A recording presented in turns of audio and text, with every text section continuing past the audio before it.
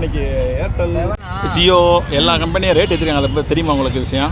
தெரியும். என்ன network use பண்ணுறீங்க? நான் வந்து ஏர்டெல் சிம் யூஸ் பண்ணுறேன். ஓகே, இப்போ ரேட் எத்தனை பற்றி உங்கள் ஒப்பீனியன் என்ன சொல்லுங்கள்? என்ன ஒப்பீனியன், எதுவுமே நம்ம ரீசார்ஜ் பண்ணுற போகிறதில்ல, எல்லாமே வீட்டில் தான் பண்ண போகிறாங்க. சரி, வாங்கி தின்ன 10 ரூபா கூட இல்லை, அவங்க ஏற்றி நம்ம இதில் தான் மண்டையை சூடாக்குறாங்க.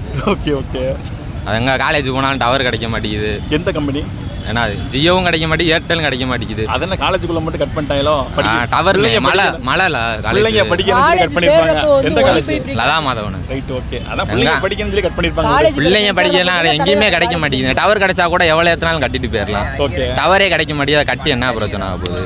சரி, ஓகே. இப்போ உங்களுக்கு ஆல்டர்னேட்டா பிஎஸ்என்எல் ஒரு கம்பெனி இருக்குல்ல, அது ரேட் கம்மி தான். அது பிஎஸ்என்எல் அதுவும் கிடைக்க மாட்டேங்குது, எந்த டவருமே கிடைக்க மாட்டேங்குது. நீங்க வந்து மலையில வந்து பாருங்க, எங்கேயுமே கிடைக்க மாட்டேங்குது. ஃபைனலா உங்க ஒப்பீனியன், ரேட்டை குறைக்கலாமா இல்ல எந்த கம்பெனி தேவையில்ல புதுசா ஒரு கம்பெனி வருமா இல்ல ஃப்ரீயா கொடுத்தாலே நல்லது. ஏர்டெல்லே கண்டினியூ பண்ண போறீங்களா? இல்ல, நம்மளுக்கு எப்பயுமே ஏர்டெல் தானே, ஜியோலாம் வேஸ்ட். ஜியோ வந்து கிடைக்காது. ஜியோ டவர் காரங்களே நம்ம ஹாட்ஸ்பாட் ஆன் பண்ணுங்கடான்றாங்க. இப்போ பிஎஸ்என்எல் கம்மியா தராங்கல்ல, பிஎஸ்என்எல் மாறலாம், அண்ணா வந்து அது நம்ம ஐடியா வரல. ஓகே, ஏர்டெல் தான் நம்மளுக்கு இப்போதைக்கு எங்கே போனாலும். ஜியோ டவர் காரங்களே நம்மள ஹாட்ஸ்பாட் ஆன் பண்ணுங்கடா, யூஸ் பண்ணிக்கிறேன்டான்றாங்க. இப்போ ரேட் ஏறுது, வீட்டில் காசு கொடுப்பாங்களா இனிமேல்? அதான் யோசிக்கணும். ஜியோ தான். ஜியோ தானா? ஜியோ தான் இன்னைக்கு ஒரு சம்பவம் பண்ணிக்காங்க தெரியுமா? ஆமாம், ரேட் எல்லாமே ஏற்றிருக்காங்க. அதை பற்றி என்ன ஒப்பீனியன்? இல்லை, ஏர்டெலுக்கு உனக்கு வைக்கல, ஏர்டெல் இவனோட ரொம்ப கூட வச்சுருக்கான். 100 ரூபா 120 ரூபா கூட வச்சுருக்கான். ஓகே, அதுக்கு இவன் எவ்வளோ பரவாயில்ல, இவனுக்கு யூஸர் அதிகமாக இருக்கான்ல.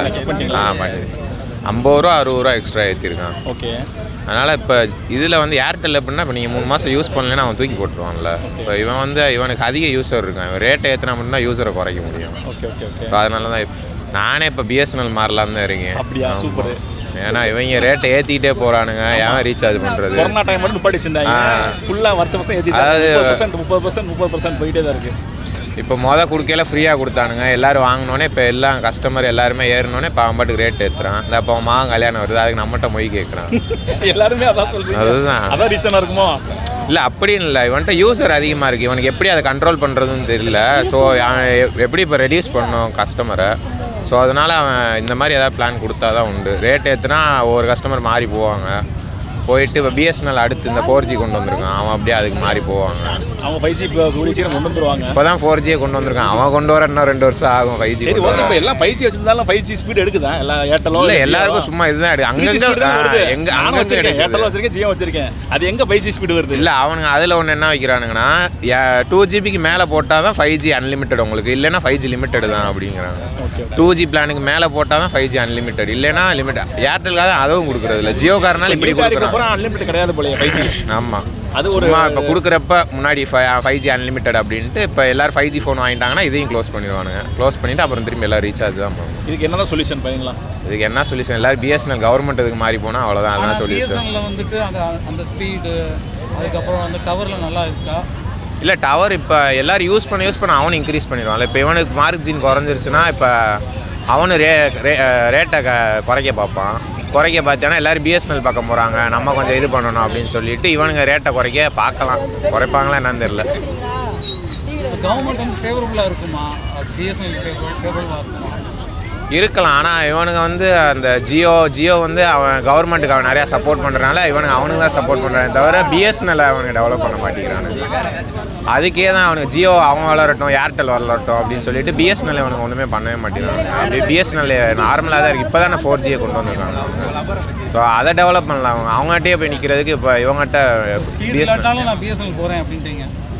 இல்லை, பிஎஸ்என்எல் போகிறேன்னு சொல்லல, இவனுக்கு அப்படி ரேட்டை ஏற்ற வேறு வழி இல்லைல்ல. நம்ம பிஎஸ்என்எல் மொதல் நாள் இப்போ 10-15 சிம் இருந்துச்சு, வோடஃபோன் ஐடியான்னு இருந்துச்சு. இப்போ இவனுங்க ஒரு 4 கம்பெனி தான் இருக்கானுங்க. 4 கம்பெனி இவனுக்குள்ளேயே சுற்றிக்கிட்டே இருக்க வேண்டியதாக. இப்போ பிஎஸ்என்எல் போனால் நம்ம பிஎஸ்என்எல் தான் போவோம். பிஎஸ்என்எல் போனால் ஆட்டோமேட்டிக்காக இந்த 3 பேர் அடங்கிடுவாங்க. அடங்கிடுவானுங்க. இந்த அம்மானி முடிவு பண்ணிட்டாருண்ணே. ஒரு மாதிரி வந்து கல்யாணம் பண்ணிட்டாப்புல, அடிக்கணும் இந்தியன் அவ்வளோதான். கல்யாணம் பண்ணிட்டாப்புல, பத்திரிக்கையே அவ்வளோ கோடிக்கு அடிச்சிருக்காப்புல. நீங்கள் பார்த்துருப்பீங்க, பத்திரிக்கைலாம் பார்த்துருப்பீங்க. அவ்வளோ கோடிக்கு அடிச்சிருக்காப்புல, லென்த்தாக அடிச்சிருக்காரு. அதை வந்து இது பண்ணணும், வந்து ஈக்குவல் பண்ணணும் அப்படின்னா இந்தியன் மக்கள்கிட்ட வந்து இந்த இத்தனை கோடி அடிச்சதெல்லாம் உண்டு, அவ்வளோதான். அதுக்காக தான் அவர் கூட்டியிருக்காப்புல. இவரை பார்த்து ஜியோ மீன்ஸ் என்ன சொல்கிறது, இது வோடஃபோனை ஏற்றுவாங்க, ஏர்டெல் ஏற்றுவாங்க, எல்லாமே ஏற்றுவாங்க, எல்லாமே ஏற்றுவாங்க. பிஎஸ்என்எல் மட்டும் தான் ஏத்தல. சரி, இப்போ எல்லாரும் ஏத்துவாங்க. பிஎஸ்என்எல் மாறினா ஆட்டோமேட்டிக்கா இவங்க ரேட் கொட்ட அடைக்கணும். பிஎஸ்என்எல் மாறினா வந்து ரேட் வந்து கம்மியாக வரும். ஆனால் வந்து 4G வந்து 5G ஆகாதுண்ணே, அது ஒன்று. 4G வந்து 5G ஆகாது. 5G எப்பவுமே வந்து இதாக தானே இருக்கும். 5G வந்து ஏர்டெல் ஜியோ அவ்வளோதானே. ஒரு 2 பேர் மாற்றினா தான் உண்டு. மாற்றினாலுமே 5Gக்காக எல்லாரும் போவாங்கண்ணே. சரி, இது வருஷம் 30% இன்க்ரீஸ் ஆகிட்டே போகுது. இதுக்கு என்ன முடிவு ஃபைனலாக வேறு என்ன பண்ணணும்? நம்ம ஆட்சியில் தான் பண்ணணும் அவ்வளோதானே. மோடிஜி அவர் யார் இன்னொருத்தர் இருக்காப்புல ராகுல்ஜி, அவங்க 2 பேர் ஏதாவது பண்ணணுமே அவ்வளோதானே. பண்ண முடியாது. பண்ணாலே உண்டு. அவங்க தமிழ்நாட்டில் போனால் வேஸ்ட்ண்ணே. தமிழ்நாட்டில் சும்மா சொல்லுவாங்கண்ணே, ஆனால் பண்ணணுன்னா ஒன்றும் பண்ண முடியாது. அவங்க போனாலே உண்டு அவ்வளோதான். அவங்க பழகிக்கணும். நம்ம வந்து பழகிடணும் அவ்வளோதான். அவங்க சாப்பிட்டு டீ 5 மாதம் வந்து 300ரூவாண்ணே. மாதம் 300ரூவா 5G அன்லிமிட்டடு போட்டுக்குங்க அவ்வளோதான். எல்லாம் வச்சுக்கோங்க. அடுத்து 500 வந்துடும். அடுத்து வந்து 500ரூவா வரும், அதுக்கப்புறம் 500, அதுக்கப்புறம் வந்து 600ரூவா வரும். நம்ம வந்து மாற்றிக்கணும். அளவுக்கு மீறி போனால் ஜியோவில் மாற்றிடணும்.